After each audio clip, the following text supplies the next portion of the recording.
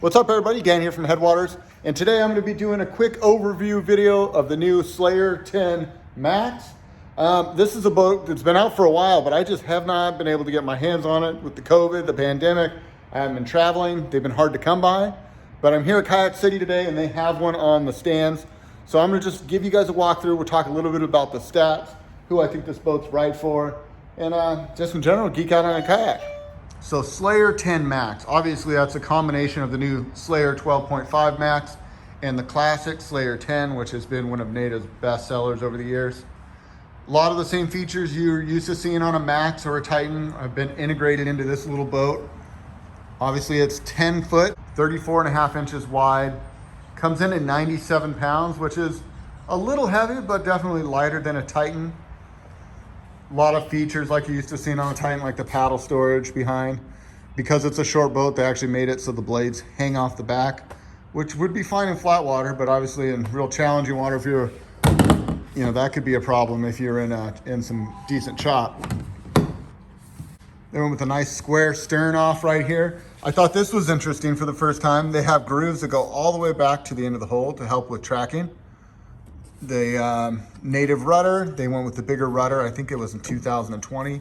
And the biggest thing is they upgraded the rudder system. Again, this isn't really new news, but it does feature the new rudder system, which just stays tighter, longer, works better, less issues with that. So if you're looking at Slayers, definitely look at the 2020 or newer if you can get your hands on one, because that is a huge upgrade.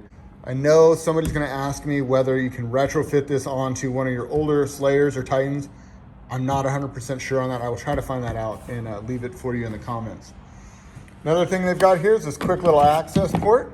So if you need to have access to the inside of the boat, like if you were backing up something or you needed to work on the inside, you have a hand hold there. Yes, it's a dry storage, but really it's intended to be access. The tank well is a little smaller than you're used to seeing, still big enough for a small cooler or a black pack turned sideways. Along the side here, you've got a couple of rod holders, horizontal rod holders that then made up, the tip of your rod goes right in the rod tip protector there. So horizontal rod storage. Also has two rod holders behind the seat molded in. Cup holder here, as well as a rod holder facing forward. So if you just need to park your rod and retie, you can do that there. It has these two little compartments on the side, which I think are cool. If you can put your pliers in there, just whatever you want to have easy access to throughout the day. Same steering handle, feels so smooth.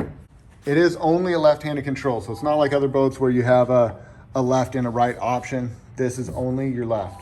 The seat mount is very similar to the Slayer 10. It's got two little knobs here, and then it allows the seat to move forward and backwards to the pedals. There you go, just like that. But the seat is slightly different. This one has a cool little compartment that slides out. So you can have a couple of tackle boxes there underneath your seat. Nice use of some dead space. More tackle storage here. Just drop your Plano boxes, one here, one there. This is the electronics panel. So if you wanted to add a switch here with your wiring, so internal wiring inside your boat, this is a panel that just pops right out, gives you access, and you can put the power switch right here. So something like this here, where you have a power button and your different lights. You have a panel right on the boat, so you don't have to drill into the boat. You can go right to that wiring panel. So a lot of smart, innovative features on this thing. This is the latest iteration of the Slayer Propel drive. You'll notice the flat pedals, nice sealed pedals. But they've definitely done a lot to rework the drive to bring them up with the times. The new pedals are nice. The weed guard being pre-installed, that's a nice touch. Prop indexer. Deployment, nothing changes there. That flips open, the drive drops. There you go, clips in place. You're good to go. They did make better clips. I'm really happy about this. Cool to see. A little bit easier to get your hands in there, easier to maneuver. Same clip here for the front hatch. They have this nice heavy duty hatch with a bungee on top, big handle to get access. This right here is your scupper transducer hole. It also comes with a couple of gaskets to seal up any wiring that you need to do. And then a little tiny wee bucket, just enough to get your hand in there. Everything you used to seeing on the Slayer Max, just in a smaller, lighter 10-foot package.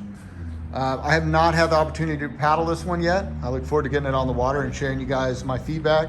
My buddy Greg has been paddling it and he really enjoys it. It's all the things that he enjoyed about his Titan 10.5 and a little bit smaller, easy to handle package.